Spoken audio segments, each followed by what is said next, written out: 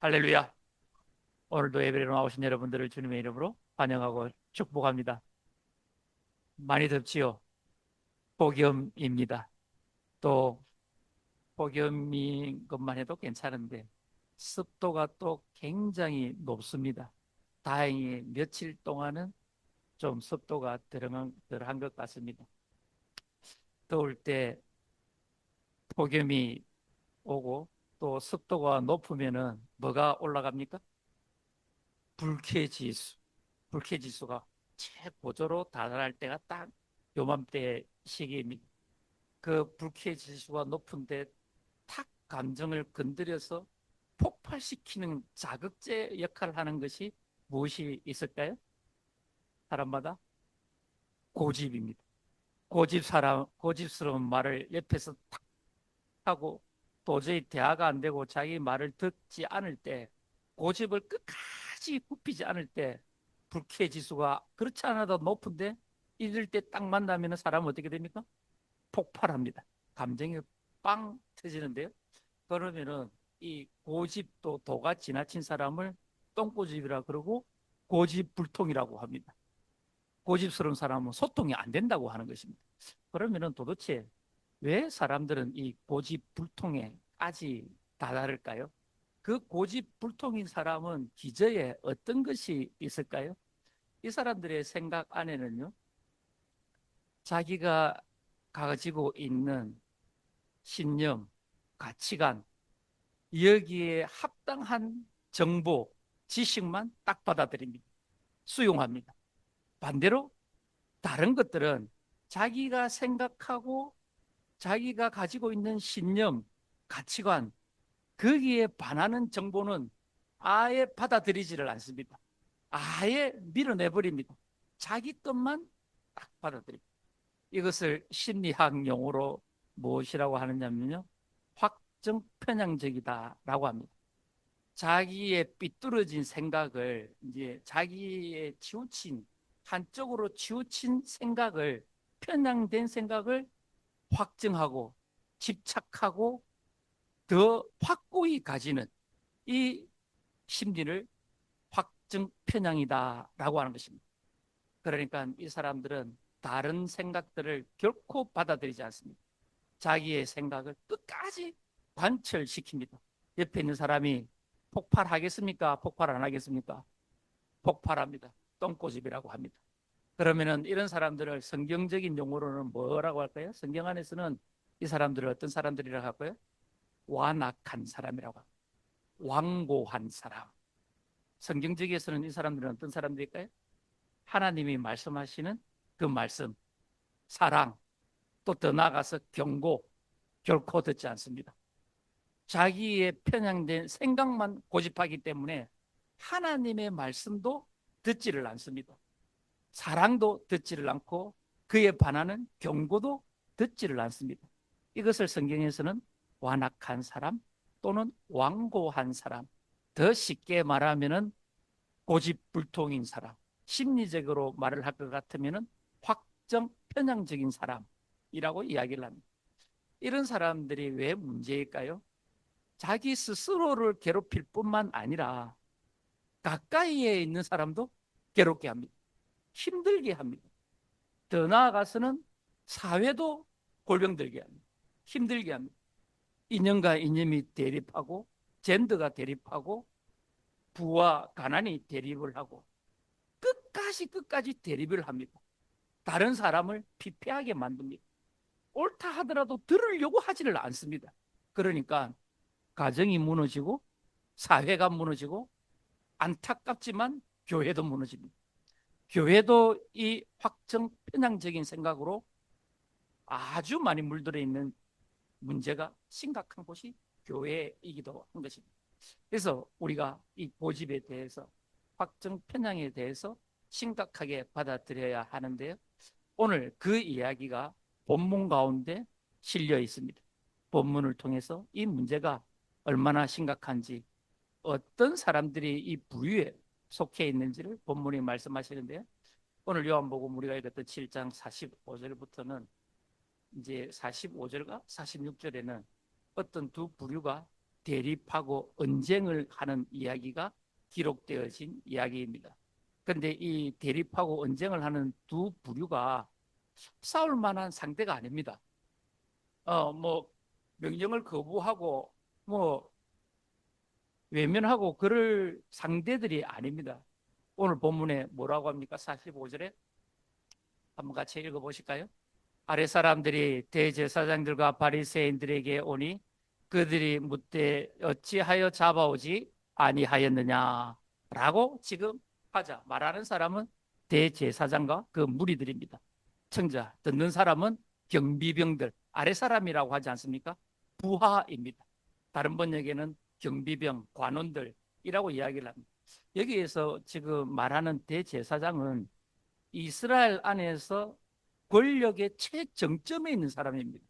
종교적으로도 최정점입니다. 이 사람을 통하지 않고서는 이스라엘 어느 누구도 하나님과 화목할 수가 없습니다. 회개할 수가 없습니다. 이 사람을 통해야만 하나님과 화목할 수가 있습니다. 그래서 1년에 단 한 번 예루살렘 성전 가장 깊은 지성소 안에 대제사장만 들어갑니다. 이 사람이 회개를 할 때 하나님은 받으시는 것입니다. 종교적으로 권력의 최정점에 있습니다. 정치적으로는 어떨까요? 사내들이라는 공의회, 그러니까 오늘날 우리나라로 치면 국회, 그 국회의 의장격입니다. 의장격이 대제사장입니다. 정치적으로도 아주 최정점에 있습니다. 사회적으로도 이 사람은 로마의 권력과 결탁을 하여서 그 사회의 취향과 모든 사회의 법들을 집행하는 사람이기도 합니다. 사회적으로도 최고 권력가입니다. 경제적으로는 어떨까요? 성전에 있는 사람입니다. 성전을 관할하고 통치하는 사람입니다. 그 안에서 얼마나 많은 입금들이 왔다 갔다 합니까? 이 사람이 허락하지 않으면 그 어떤 재물도 제단에 바칠 수가 없습니다. 이 사람의 허락받은 재물만 하나님의 제단에 바칠 수 있습니다. 그러니까 모든 경제의 중심인 이 성전의 관할권을 대제사장이 가지고 있는 것입니다. 엄청난 권력가입니다. 이스라엘의 최고 정점에 있는 사람입니다. 그렇다면 아래 사람, 곧 경비병, 이 사람은 이 사람 말에 절대적 복종을 해야 되는 사람입니다. 그런데 말을 듣지를 않았습니다. 왜 이 사람은 말을 듣지를 않았을까요? 절대 복종해야 되는 이 경비병이 아래 사람이 왜 절대 명령권자인 대제사장의 말을 듣지 않았을까? 그 이유를 46절에 이제 이야기를 하는데요. 읽어보실까요? 46절에 아래 사람들이 대답하되 그 사람이 말하는 것처럼 말한 사람은 이때까지 없었나이다. 아멘. 보십시오. 심부름을 보냈는데 잡아오라고 체포하고 끌고 오라고 보냈는데 그 사람을 잡으러 갔는데 그 사람이 지금 누굽니까? 다 아시는지 예수님입니다. 예수님의 말을 들어보니까 잡아올 만한 것이 안 되더라 하는 것입니다. 그렇다면 예수님을 잡으러 갔는데 이 사람은 예수님의 말을 듣고 체포하지 않고 명령을 어기고 빈손으로 돌아왔다는 것입니다. 그렇다면 도대체 이 사람이 들은 예수님의 말은 무엇일까요? 앞서 7장에 23절에 이렇게 말씀을 하고 있습니다. 7장 23절 무슨 말을 이 경비병들이 듣고 왔는지 한번 읽어보실까요? 모세의 율법을 범하지 아니하려고 사람이 안식일에도 할례를 받는 일이 있거든 내가 안식일에 사람의 전신을 건전하게 한 것으로 너희가 내게 노여워하느냐. 아멘. 이 한마디 때문에 체포 이유가 되고 이 한마디 때문에 경비병이 체포하지 않는 이유가 되는 것입니다. 곧 논쟁이 붙었는데요.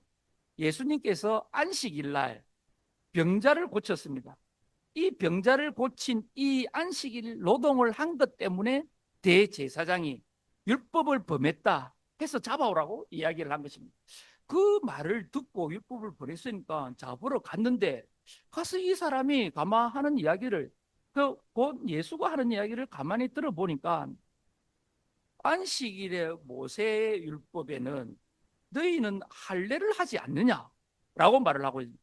할례의 노동을 하고 있지 않느냐. 이 말씀이 무슨 말씀이냐면요.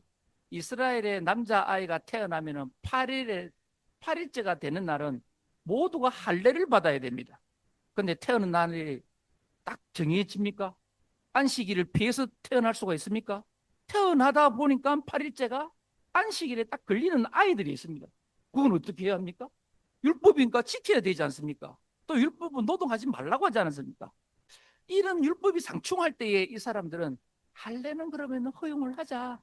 할례하는 노동 정도는 허용을 하자라고 해서 그때 안식일에 대제사장 그 무리들이 가르치는 것은 할례만큼은 안식일에 해도 괜찮다라고 했습니다.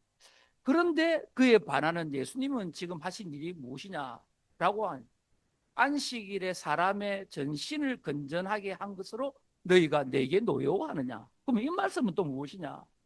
예수님의 안식일에 어떤 노동을 했다는 것입니다. 이 노동이 무엇이냐면 또 그슬로 올라가면 요한복음 5장에 베데스다 연못에 38년 동안 누워 있었던 그 병자를 안식일날 하필 안식일날 주님이 38년 동안 몸과 마음이 다 병들고 영혼은 피폐해 있고 마음은 고통스럽고 육신은 질병의 아픔 가운데 있는 이 사람을 고쳐준 것입니다. 몸과 마음을 다 전신을 건전하게 건강하게 고쳐주었다라고 하는 것입니다. 아니 할례 받는 노동은 너희가 그것은 의식에 불과한 건데 제사 의식에 불과한 건데 이것은 허용을 하고 다 죽어가는 몸과 마음이 죽어가는 사람을 살린 이것은 어떻게 안식일에 범하는 죄가 되느냐라고 도리어 묻는 것입니다. 곧 이 말씀은 무엇입니까? 안식일은 사람을 살리는 날입니다. 하나님이 모든 노동하는 사람을 안식은 쉬어라 라고 하지 않았습니까? 쉬어라 하는 것은 죽이기 위해서입니까? 살리기 위해서입니까? 살리기 위해서입니다. 1년 365일 안식일 없이 휴식 없이 저와 여러분 일할 수 있겠습니까? 못합니다. 살리기 위한 안식일인 것입니다.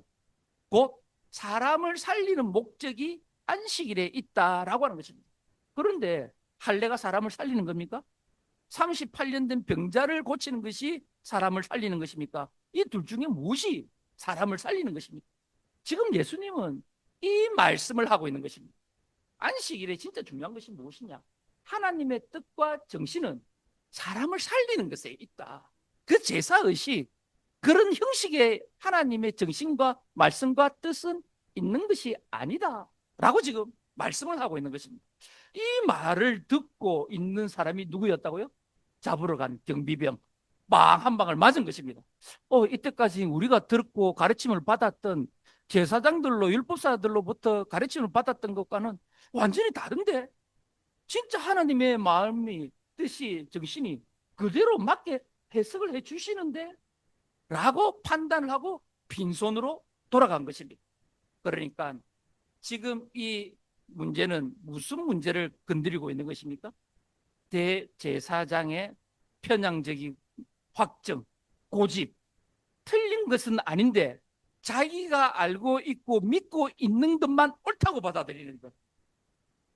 다른 왜곡하는 것이 아니라 제사장이 알고 있는 것도 맞지만 그 너머에 있는 다른 생각, 정신은 받아들이지 않는 확정 편향적인 것, 편향 확정적인 고집불통에 있는 이 제사장을 말하고 있는 것입니다. 그렇다면은 이렇게 붙잡아 오지 않으면은 그 다음 결과는 무엇입니까? 대권력을 갖고 있는데 진짜 하찮은 저 부하 하나 감아 놔두겠습니까? 살려두겠습니까? 아닙니다. 이어서 무엇이라고 오늘 본문은 47절, 8절에 이제 대제사장이 경비병의 말을 듣고 이야기를 합니다. 무엇이라고 이야기를 합니까? 같이 8절까지 한번 읽어보실까요? 바리새인 아니 45장 6장 47절 한번 읽겠습니다. 바리새인들이 대답하되 너희도 미혹되었느냐. 48절 당국자들이나 바리새인 중에 그들을 믿는 자가 있느냐. 아멘. 지금 대제사장과 그 무리들이 이야기를 합니다. 너희도 그 예수가 하는 말에 미혹되었느냐. 그리고 또 이어서 하는 48절의 말이 사내들인 공의에, 그러니까 최고 권력기관의 사람들이나 또 율법을 가리키는 바리새인들 중에서 그들을 믿는 자가 하나도 없다라고 이야기를 합니다. 곧 이 말은 이제 이 명령 불복종한 경비병을 어떻게 하겠다는 것입니까? 벌 주겠다는 것입니다. 감옥에 가둘 것이고 또 그 자리 실직도 시켜버리겠다라고 하는 것입니다. 그러니까 엄청난 저주와 벌의 말이 지금 이 경비병에게 닥치고 있는 것입니다. 이 경비병이 받는 저주는 무엇일까요? 대제사장이 회개를 제사를 받아주지 않으면 이 사람은 영원히 죄인입니다. 그러니까 이 경비병은 지금 엄청난 위험 가운데 놓여 있는 것입니다. 이렇게 말을 할 때 지금 48절에 무엇이라고요? 당국자들이나 바리새인 중에 그를 믿는 자가 있느냐? 아니 우리 바리새인들이나 대제사장 무리들이나 이 사내들인 전부 권력기관 가운데 예수의 말을 믿고 따르는 자가 있느냐? 아무도 없다. 그러니 너는 이제부터 저주에 상응하는 벌을 받아야 할 것이다 라고 말을 딱 선포를 했습니다. 딱 선포를 했는데 어떤 일이 벌어졌을까요? 어떤 일이 생겼을까요? 49절 한번 읽어보실까요? 율법을 알지 못하는 이 무리는 저주를 받은 자로다. 저주를 받았다고 딱 제사장이 답을 내버려 버립니다. 명시를 해버립니다. 이때에 이제 일어난 이 말이 끝나자마자 무슨 사건이 어떤 일이 딱 일어났을까요? 50절 한번 읽어보실까요? 그 중에 한 사람 곧 전에 예수께서 왔던 니고데모가 그들에게 말하되 저주받을 거야. 우리 사내들인 공의나 바리새인들 중에는 한 명도 없어. 말이 끝나자마자 저주받을 것이다. 말이 끝나자마자 저 한 구석에서 손을 딱 듭니다. 저요. 잠깐만요. 뿅 하고 한 명이 나타납니다. 그가 누굽니까? 바리새인 중에 니고데모. 요한복음 3장에 처음 한번 예수님을 만났던 그 과거가 있었던 니고데모가 쫙 손을 듭니다. 손을 들어서 한마디를 합니다. 무슨 말을 할까요? 51장입니다. 51절입니다. 한번 읽어보실까요? 우리의 율법은 사람의 말을 듣고 그 행한 것을 알기 전에 심판하느냐. 니고데모가 손을 들고 이야기를 합니다. 대제사장과 그 많은 바리새인들에게 말을 합니다. 잘 생각해 봐봐. 우리들의 율법이 다른 사람들 쌍방간의 말을 듣지 않고 함부로 심판하느냐, 함부로 판결을 내려버리느냐, 곧 네 독단적으로 재판을 할 권한이 있느냐. 지금 너는 원칙과 절차를, 재판의 원칙과 절차를 따르고 있느냐라고 딱 한마디를 하는 것입니다. 무엇입니까? 지금 니고데모가 이 말을 하는 것은 대제사장 네가 하는 말이 율법에 어긋난 것이야 라고 말하고 있는 것입니다. 율법은 무엇일까요? 신명기 1장 16절에는 이렇게 이야기를 하고 있습니다. 송사가 붙었을 때에는 반드시 외국인이든 유대인이든 상방간의 이야기를 듣고 판결하라 라고 이야기를 하고 또 그 사람의 외모나 귀천을 보고 판결을 치우치게 하지 말라 라고 딱 율법이 정해져 있습니다. 곧 공정하고 정의롭게 하라 라고 율법이 정해져 있는 것입니다. 지금 니고데모는 이 율법을 이야기를 하고 있는 것입니다. 이 대제사장이 가지고 있는 자기의 기준, 자기의 권한을 가지고 함부로 독단적으로 판단하고 판결하고 재판하고 마무리 지어버리려고 하는 그 확정 편향적인 이 고집스러움에 지금 누가 제동을 걸고 있습니까? 니고데모가 딱 제동을 걸고 있습니다. 그러니까 지금 이 대제사장과 그 무리들은 편향 확정적인 이 고집불통에서 두 가지를 범하고 있다고 본문은 이야기를 하고 있는 것입니다. 이 말을 듣고 나면은 그래도 명색이 대제사장인데 기분이 좋겠습니까? 나쁘겠습니까? 뭔가 반론을 해야 되지 않겠습니까? 그죠? 이렇게 딱딱 법적으로 합법적으로 말을 착착착 따지고 들어오는데 자기도 뭔가 대항해야 될 말은 해야 하지 않겠습니까? 그래서 반하는 변론의 말을 자기 말을 이제 마지막으로 52절에 이렇게 말씀을 하고 있습니다. 대제사장이 말을 합니다. 한번 같이 읽어볼까요? 그들이 대답하여 이르되 너도 갈릴리에서 왔느냐? 찾아보라. 갈릴리에서는 선지자가 나지 못하느니라 하였더라. 가만히 보십시오. 이제 짜증이 나는 것입니다. 이 대제사장과 그 무리들이. 가만히 생각을 해봐라. 우리들 율법 가운데에서 어느 누가 선지자가 갈릴리에서 선지자가 난다는 말이 선지자이기도 하고 메시아이기도 하고 어디에 적혀 있느냐? 율법을 똑바로 알고 지금 이야기를 하라. 예수를 두둔하라. 옹호하라. 라고 하는 말인 것입니다. 그렇다면은 이렇게 말하는 대제사장의 52절 갈릴리에서는 선지자가 날 수가 없다. 라고 하는 이 말은 팩트일까요? 사실입니다. 팩트입니다. 그런데 이것만 있을까요? 그렇지 않다는 것입니다. 성경은. 가만히 보십시오. 여기 갈릴리에라고 하면은 유대 예루살렘으로부터 북방에 있는 도시입니다. 그곳 가운데 태어나고 활동했던 가장 위대한 선지자가 누구입니까? 엘리야입니다. 엘리야가 갈릴리 출신입니다. 북방의 출신입니다. 또 누가 있습니까? 요나 선지자입니다. 그 고래 뱃속에 들어갔던 요나 선지자가 이 북방 출신입니다. 또 누가 있습니까? 호세아는 정확하지는 않지만 호세아는 모든 이 선지자의 활동이 어디에서 있었습니까? 북쪽에 있었습니다. 북쪽에서 활동했습니다. 그러니까 이 말씀이 지금 틀렸다는 것입니다.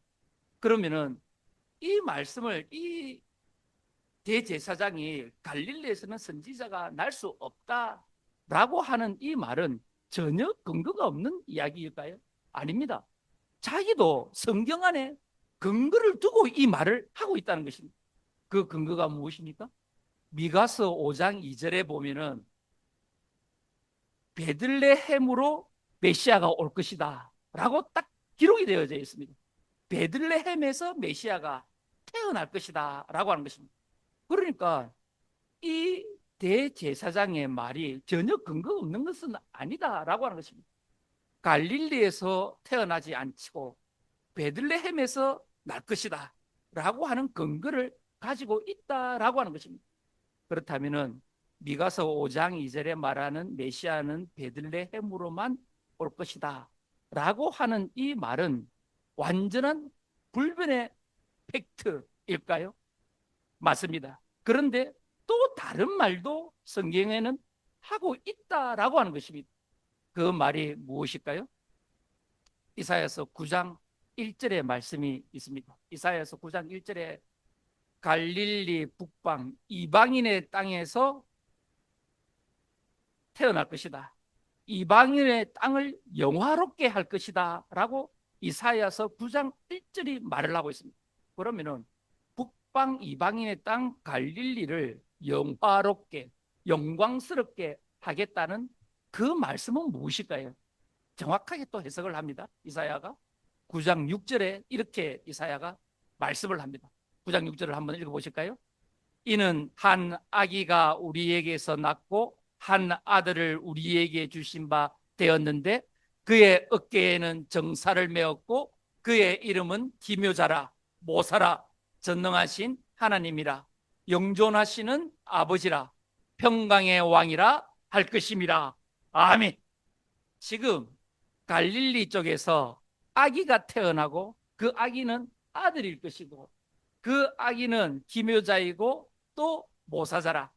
이 아기는 전능하신 하나님이고 또 영존하시는 아버지다 라고 말씀을 하신 것입니다. 가만히 보십시오.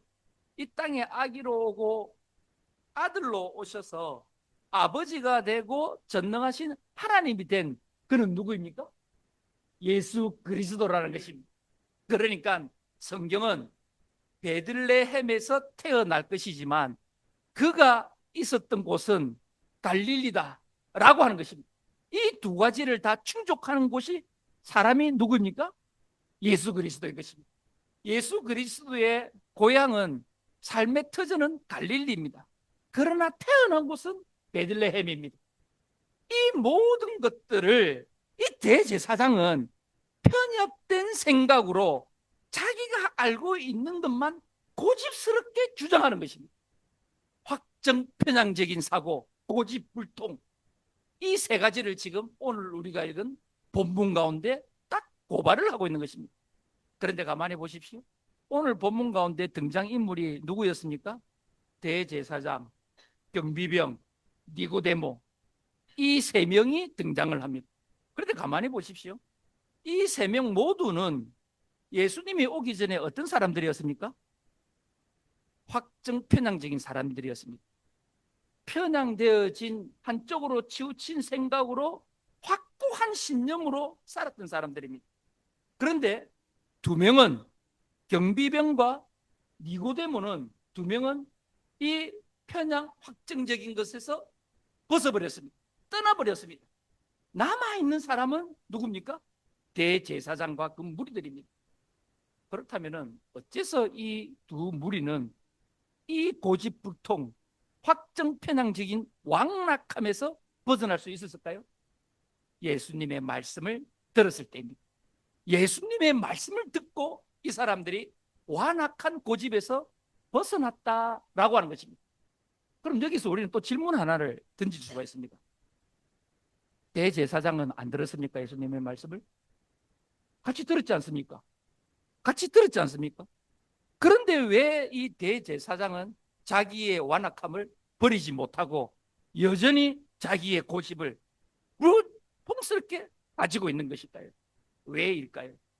그 답을 에스겔서 19장 11절이 이야기를 하고 있습니다. 에스겔서 11장 19절 우리가 다 같이 한번 읽어보실까요?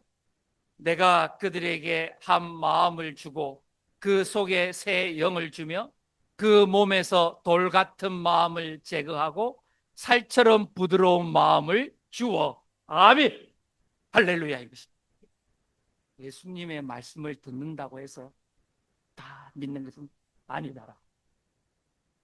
예수님의 복음을 듣는다고 해서 다 수용하고 믿는 것은 아니다 라고 하는 것입니다. 그러면 무엇입니까? 하나님의 영, 성령이 임하셔야 된다는 것입니다. 성령의 충만함이 있어야 된다는 것입니다. 그래서 지금 에스겔이 이야기를 합니다. 새 영을 너희에게 부어주리니 이 새 영이 곧 성령이 너희 안에 들어가면은 그 완고한 마음, 돌덩어리 같이 딱딱한 굳어져 있는 마음, 완악한 마음, 고집스러운 마음, 편향 확장적인 마음, 이 모든 것을 없애버리겠다. 사라지게 해버리겠다. 그 자리에 무엇을 채우겠다고 합니까? 부드러운 마음, 살처럼 부드러운 마음을 주시겠다라고 하는 것입니다. 할렐루야. 주의 성령이 우리에게 임하셨을 때에 그때야 우리는 변화될 수 있는 것입니다. 우리가 아무리 부드러운 마음을 가지고 고집을 없애버리고 내 똥꼬집, 이 불통스러운 이 마음, 나도 괴롭고 옆에 있는 사람도 괴롭게 하고 사회도 괴롭게 하고 갈등을 일으키는 이 편향되어진 이 고집스러운 이 생각들, 사고들, 이것을 깨부술 수 있고 나와 다름을 인정하고 수긍하고 수용할 수 있는 것은 새 영, 하나님의 영으로서 가능하다라고 우리들에게 지금 말씀이 가르쳐주고 있는 것입니다. 사랑하는 그 길교회 성도 여러분, 오늘 우리는 누구의 영이 우리 안에 가득해야 하겠습니까? 성령 하나님의 영이 우리 안에 가득해야 하는 줄 믿습니다. 그때야 나의 고집을 버리고 나의 이 똥고집을 버리고 다른 사람의 이야기를 들을 수 있고 이해할 수 있고 수용할 수 있다라고 하는 것입니다. 여기에서 또 하나의 질문이 생깁니다. 그렇다면은 주님은, 성령 하나님은 왜 대제사장에게 새 영을 부어주면은 더 좋지 않습니까? 권력이 있고 힘이 있고 돈도 있는데 전도를 하고 복음을 전하면은 얼마나 더 힘이 있겠습니까? 그렇지 않습니까? 권력을 가지고 돈도 있고 힘도 있고 사장님이 예수를 믿는다고 교회를 다닌다고 부하 밑에 있는 직원들을 전도하면은 밑에 직원이 부담이 갑니까 안 갑니까? 엄청나게 갑니다. 한 번은 갈 것입니다. 눈치가 보이기 때문에. 근데 사장님이 밑에 있는 저 말단 직원이 자꾸 교회 가자 해요. 듣겠습니까? 그 말에 영향력이 있겠습니까? 1도 없습니다. 그렇다면 이런 이 성경 논리로 볼 것 같으면 이 한 명의 니고데모나 이 보잘것없는 경비병에게 새 영을 주는 것보다 대제사장을 차라리 감동하게 해서 이스라엘 전체를 확 하나님의 영으로 바꿔버리면은 더 효율적인 것 아니겠습니까? 그러면은 왜 하나님은 이 방법을 사용하지 아니하셨을까요? 왜 하나님은 이렇게 쉽고 편하게 갈 수 있는 방법을 사용하지 않았을까요? 그 답을 고린도전서 1장 27절이 우리들에게 가르쳐 주고 있습니다. 읽어보실까요? 그러나 하나님께서 세상에 미련한 것들을 택하사 지혜 있는 자들을 부끄럽게 하려 하시고 세상에 약한 것들을 택하사 강한 것들을 부끄럽게 하려 하시며 아멘. 똑똑한 사람, 가진 자, 잘난 사람, 지혜 있는 사람들에게 하나님의 영을 부어주어서 더 큰 지혜를 주면 무엇을 합니까? 교만합니다. 자기 것인 줄 압니다. 다 자기의 능력과 자기의 지혜와 지식으로 이 하는 것을 말하고 전달할 것입니다. 자랑하고 교만한 그것을 이미 아시는 하나님은 누구에게 주셨다고요? 미련하고 약한 자, 어리석은 자, 배움이 없는 자, 약한 자, 힘이 없는 자, 권력이 없는 자, 권세가 없는 자, 돈이 없는 자, 병든 자, 아픈 자, 고통 가운데 있는 자, 괴로워하는 자, 이런 약한 자에게 복음을 주셔서 말씀을 깨닫게 해주셔서 진짜 나의 능력으로 내가 새롭게 되는 것이 아니구나. 진짜 우리 교회가 목사 하나로 세워지는 것이 아니구나. 진짜 우리 교회가 사람의 힘으로 세워지는 것이 아니구나. 오직 하나님의 힘으로 사람이 세워지고 하나님의 영으로 가정이 세워지고 하나님의 영으로 교회가 세워지고 하나님의 영으로 세계가 평화 가운데 세워지는 것이구나 라고 믿는다는 것입니다. 왜 이 가정과 세계와 교회가 여전히 분란스럽고 분쟁이 가득하고 갈등이 많고 싸움과 다툼이 끊이지 않을까요? 똥꼬지, 확증 편향적인 것, 완악함. 그 사람의 말이 틀리지는 않지만 자기가 믿고 싶은 것만 믿는 이 교회와 가정과 세계가 오늘 이토록 어렵고 힘들게 하고 있다는 것입니다. 예수님이 말씀하셨습니다. 하나님이 약속한 것을 기다리라 라고 하셨습니다.